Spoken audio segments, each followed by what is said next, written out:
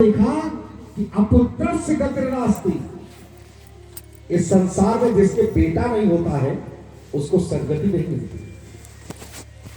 उठा करके ग्रंथ को फेंक दिए और चले गए जंगल में आत्महत्या करने के लिए।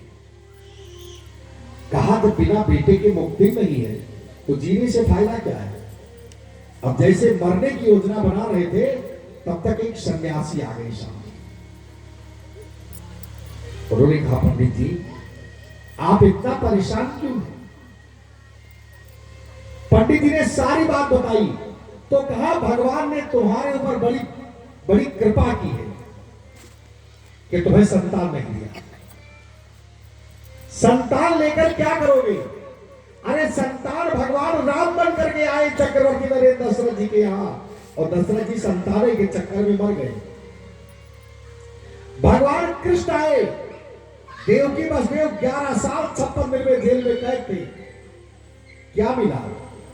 जब ऐसे ऐसे महापुरुष सुख नहीं दे सके तो संसार के बेटों से तुम सुख की कामना करते, ये असंभव है। उस पंडित जी ने कहा महाराज हमें ज्ञान नहीं चाहिए, हमें पुत्र चाहिए। अगर पुत्र आप नहीं देंगे तो आपके सामने ही मर जाऊंगा। पंडित जी ने कहा इधर आओ, तुम्हारा जरा प्रारब्ध देखें। जब मस्तक देखा तो कहा अरे ब्राह्मण तुम्हारे आज नहीं सप्त जन्मावधिश्चैव पुत्रम नैव च,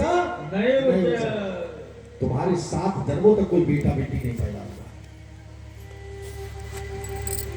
लेकिन सन्यासी ने फल देखा और कहा इस फल को ले जाकर अपने पत्नी को दे दो। लेकिन अपने पत्नी से कहना पंडित जी एक काम करें, सत्यम शौचम दया दानम मेक भक्तम तु भोजनम परसावधि स्त्रिया कार्यो तेन पुत्रोति निर्मला। अपने पत्नी से कहना सत्य बोले, पवित्र रहे, दया करे, दान दे। अगर और एक मीटिंग भोजन करे, अगर आपकी पत्नी ने ये पालन किया तो आपको बड़ा सुंदर प्यारा बेटा मिलेगा। आत्मदेव जी फल लेकर गए, पत्नी को दे दिया और कहीं घूमने चले गए। वो लगी चिल्लाने, महाराज नगर की सारी स्त्रियां जुटी और कहा मेरे पति फल लेकर आए, मैं इसे खा लूंगी तो गर्भवती हो जाऊंगी। फलभक्षेण गर्भम स्यात्। जो भली स्त्रियां थी उन्होंने कहा धुंधली तेरे बेटा पैदा हो जाए तो अच्छा है। तो कहा अगर मैंने फल खा लिया तो फलभक्षेण गर्भम स्यात्। अगर मैंने फल खा लिया तो मैं गर्भवती हो जाऊं। गर्भेण उदरो वृद्धिता। और अगर मैं गर्भवती हुई तो मेरा पेट बड़ा हो जाएगा और जब मेरा पेट बड़ा होगा तो मैं खाना थोड़ा खा पाऊंगी और जब भोजन कम हो जाएगा तो शरीर कमजोर हो जाएगा। तो गृह कार्यम कथम भवेत्, फिर घर का काम कैसे होगा।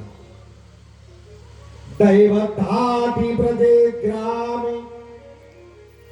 अगर मैंने खा लिया सब कुछ ठीक रहा और गांव में कभी आग लग गई तो गांव वाले तो भाग जाएंगे और हमें तो जल करके गांव में ही मर जाना पड़ेगा। इसलिए फलम चाम न बच्चई, इस फल को मैंने खाया।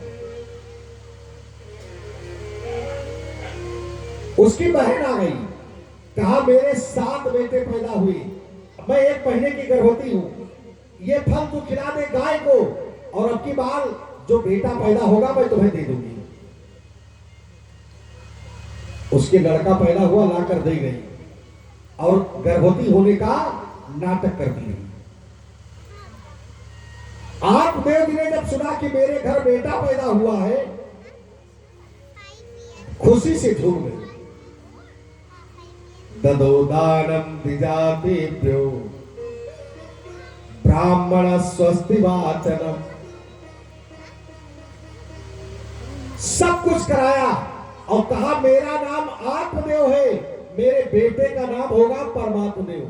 तो धुंधली ने कहा नहीं, मेरा नाम धुंधली है, मेरे बेटे का नाम होगा धुंधकारी।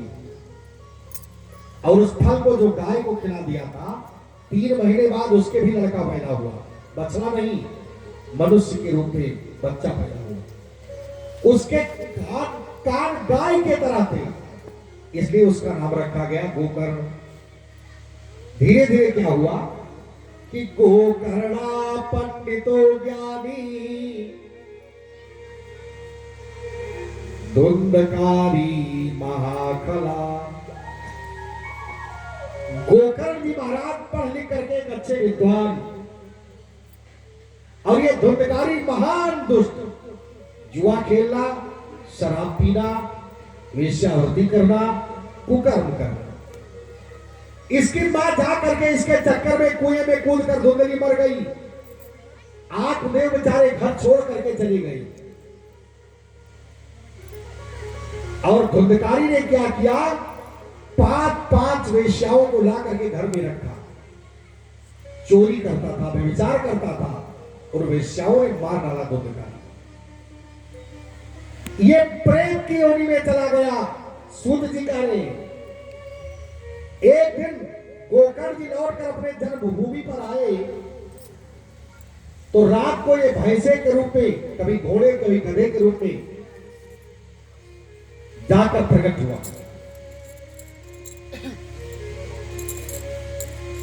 जब देखा ये मनुष्य रूप में आया है, तो गोकर्ण जी ने इसको बांध दिया स्तंभ मंत्र से, और कहा तुम कौन हो? तो प्रेत कहता है अहम भ्राता त्वदीयोस्मि धुंधकारीति नामका स्वकीयेनेव दोषेण ब्रह्मत्वं नासितं मया। भैया